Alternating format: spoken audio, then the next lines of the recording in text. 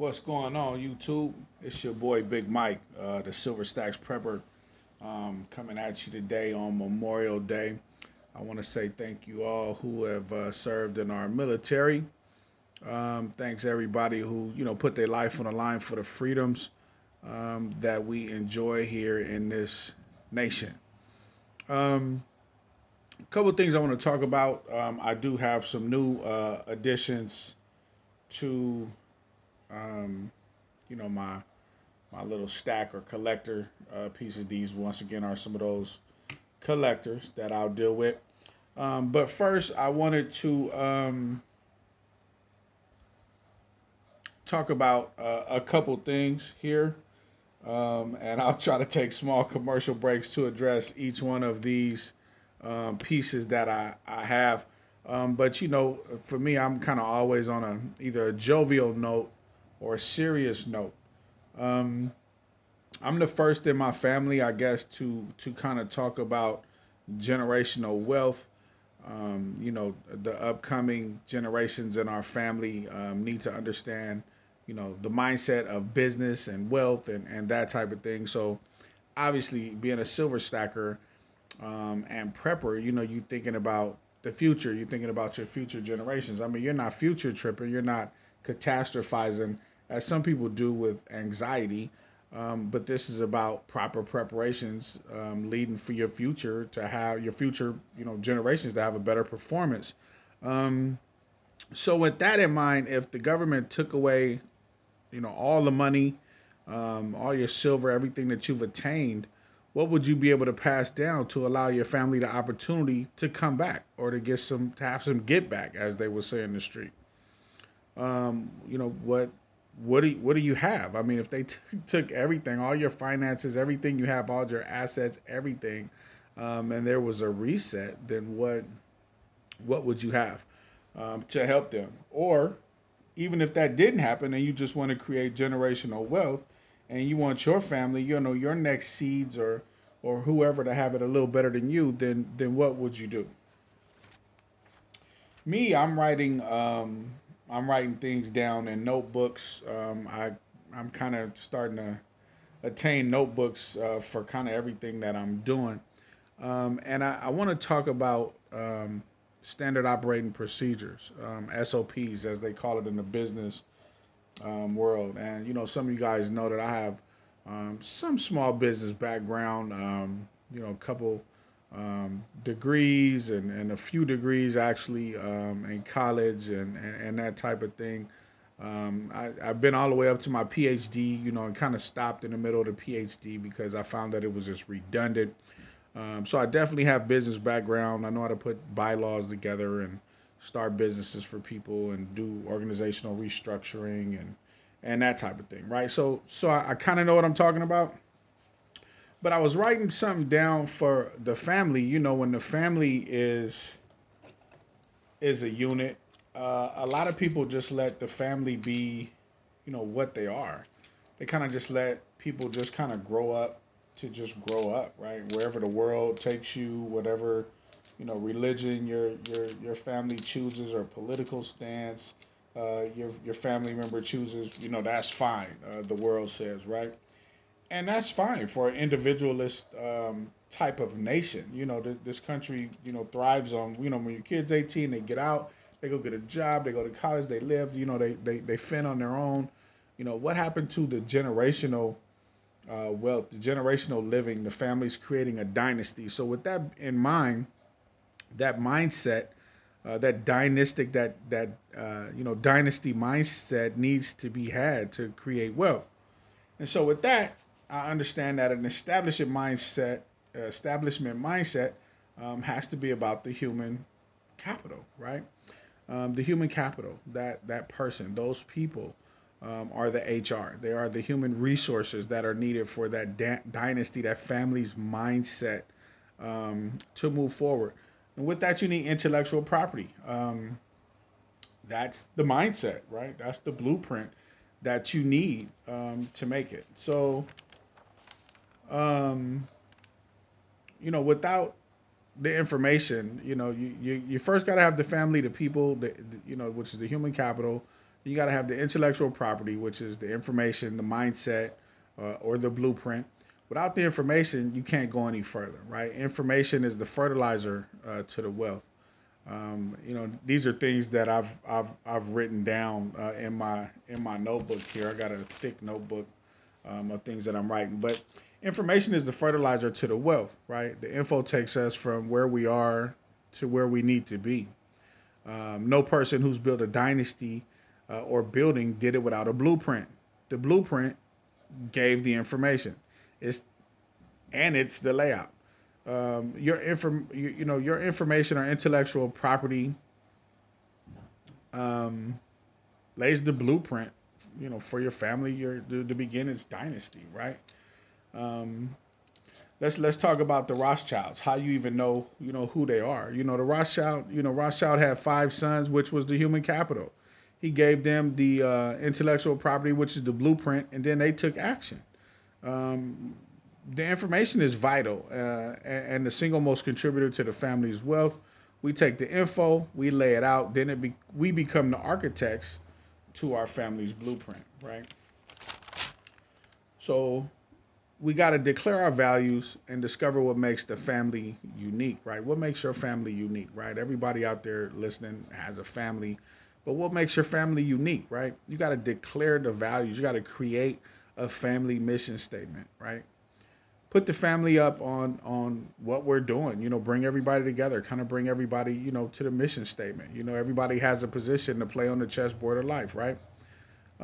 Create that mission statement. What are we doing? Why are we doing it, right? Once the vision is established, you can now turn the family's name and body, the body of the family, into assets or build a dynasty, right? The values, the uniqueness, and then a timeline must be in accordance with the mission. Now we create the actionable steps, which is a triangle offense. You got offense, you got defense. Um, so I want to just kind of put something in front of the camera here for a quick minute. I want to talk about, um, you know, uh, the triangle offense. I mean, it revolutionized the basketball game, right? So on one side of the triangle, you have income. The other side is capital. The bottom is wealth, right? And so the family has to create income, right? And then that's where we're here, right? The family creates the income. They transfer the income to capital, and it becomes capital, right? So you have investment money, you have seed money, you have the money what you need to leverage, right? So if that means everybody has to come over here and get a job and then put bits and pieces of that money over here into the capital then turns into investment money to create wealth, right? You turn the capital into wealth, and now the game has become actually winnable. Um, the game goes in our favor. You know why? Because we have now a plan, right? So the family has to have a plan. The family has to have um, a triangle offense, right? They get their income, they turn their income into capital by using it for investments to create other dividends um, or payback from that capital or passive income, right? And so the problem with most families is that they don't have a game plan, right? Most people aren't winning because they don't have a strategy, right? They're not even in the game. They're just kind of all over the place working and spending their money and out on drinks and eating and going to clubs or, going to movies or, it's time to be frugal and time, to tighten up the belt, the financial belt, um, and create a strategy, right? You can't win a game without a strategy. Building wealth is a revolutionary act. You might ask me, Silver Stacks, how is building wealth a revolutionary act? Because the root meaning of revolution is to overthrow the old system and put a new system in place that's most suitable for me or us or the family or people, right? So let me say that again. You might ask how building wealth is a revolutionary act. Because the root of the word revolutionary is to overthrow the old system to put a new system in place that's most suitable for me or us, right? Putting a new system in place is going to be hard for any family or business. I mean, most folks who you're in the management or supervisory roles, you understand that, right? Putting a new system in place is going to be met with resistance. Why? Because everybody in the family or the business is already operating on the old rules or procedures or system or the old game plan. So putting new standard operating procedures in place is very important. The system now becomes uh, the triangle, right? Income, capital, wealth, right? The internal motivation or commitment has to be towards long-term wealth and not short-term gains. The short-term gains are to be celebrated, but the focus is to be long-term.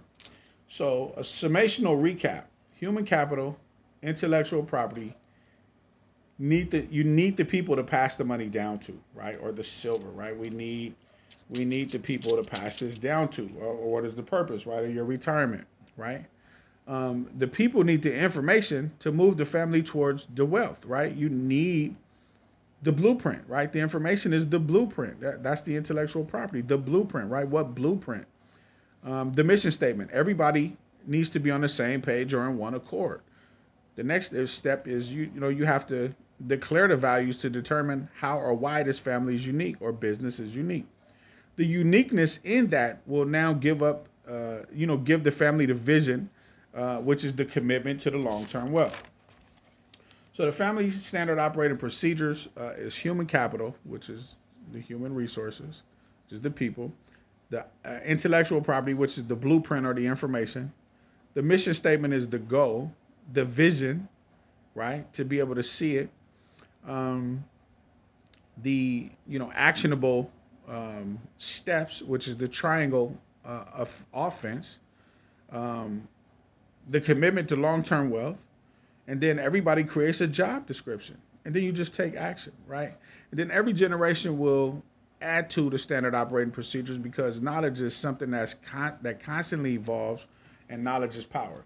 So with that being said, we need to understand that collecting silver is an actionable step. I commend all you silver preppers out there, everybody that's stacking silver. This is an actionable offense to revolutionize new strategies in place in your family systems and dynamics. Because I don't know if for the majority of us, nobody handed us no silver, no past down. Maybe a little coin collection that was kind of garbage. Some buffalo nickels or something. And as a little kid, you might have thought because you found a buffalo nickel, that, oh man, this is cool. This is an antique coin, and man, that's some garbage. That ain't really nothing. I know it may have sentimental value because granddad or somebody passed that down, but we talking about the Rothschilds and that type of thing. We need to try to build something. I don't know if you uh, get to anybody's status. Uh, something more than the generation above you gave you, right? I mean, or what's the purpose? What is your purpose here on this earth? What's your purpose for stacking silver? What's your purpose for looking at it, right? Because it's cute, it's funny, it's handsome. It's what is it? Silver's it's a way to sock away your wealth, right? So real quick, I want to get to these coins. This is the light ain't right. This is a 2018 Rwanda 1 ounce 3/9 fine dog. 10,000 were minted. It's a beautiful, beautiful coin here. Got the dog in it on it. It's a lunar ounce, right? This will go in my little collector stack. The next one I want to talk about is the 2016 Meerkat 1 ounce 3/9 fine. Only 10,000 of these. Um, African ounces were minted. Really beautiful. I like the Meerkats. I like the continent of Africa on it. The next one is the 2020 Bush Baby 1 ounce 3/9 fine. Same thing, only 10,000 minted. This is a African ounce. The next is the 2017 Hippo, 1 ounce, 3 9s fine, only 10,000 a minute. I like the content of Africa on it. I like the artwork, right? I mean, it's an African ounce as well. I like that. I like that. And then here is a 2017 Rooster, 1 ounce, 3 9s fine, only 10,000 minted, right? Whoops. All right, some beautiful silver. I will be adding this to the stack, but I want to just kind of touch base one more time. If everything was confiscated, what are you going to hand down to your family, right? What are you going to hand down to your family to keep their mindset um, in favorable actions towards creating wealth, right? If they took everything away from you, all your money away, what would you be able to pass down to allow your family the opportunity to come back up? The actionable steps you need are the standard operating procedures as any business have. As if you work at a job, if you get fired, the next person come in, they know what to do because the job description is created, right? During the day you do this, and this leads that company to financial gratuities, to income driven mindset, right? Same thing with your family. If you can create generational wealth mindset and create standard operational procedures, and then a new family member comes in, though there's a job description that needs to be filled, and you create the dynasty, right? Somebody has to be serious about this. The Rothschilds were serious about it. I mean, people were serious about this type of movement. But I don't know how many of you guys think I'm crazy, or man, this dude, what is he talking about? Can't nobody do this, man. People have done it. What are you talking about? People are doing it right now, becoming millionaires. You know what I mean? Like, I talk to people that are millionaires all the time. Like, I'm not, I went to school, and once I left the streets, gang banging and selling dope and in and out of prison and all that type of stuff. All I knew was thugs, drug dealers, killers, thieves. But then I went to college. I was in college for over a decade. Well, now I know doctors, lawyers, business owners. I started taking that money and flipping different businesses, and um, started a silver and gold shop, prepper shop, different things. So I know folks with money now. And being in and out of those shops, I've become real familiar with the owners. We talk. So I talk to millionaires. I talk to people who spit game, right? And I mean, I'm at that point, I'm not the smartest person in the room no more. So I'm in here like a sponge, soaking it up. Try to come home and wring it out to my son. And wring it out to people that surround me. I'm just trying to splash you with a little bit of this real life millionaire, billionaire type of game. Coupled with my business degrees and different things like that, and different businesses and organizations I've put together, and just try to bring it home for you, bring it to as a reality, right? Some people don't understand what the hell I'm talking about, but then some people say, "Hey, you know, dude's making sense, right?" And so I just want to be the dude to make some sense for you. Hope that you guys have a great day. This is a positive message. Some people may feel down or whatever. I don't know, but I hope whoever's out there experiencing some depression or anxiety because they don't have any hope. I hope that you hear this and you realize that there are actionable steps that you can take to actually turn your life around, turn your family's direction around. You know what I mean? Like, take yourself out of poverty. It's doable. With that, YouTube, I just want to say peace, blessings, and have a good day, man. Eat something good, drink something good, be happy, be joyful, be merry, man. Have a great day.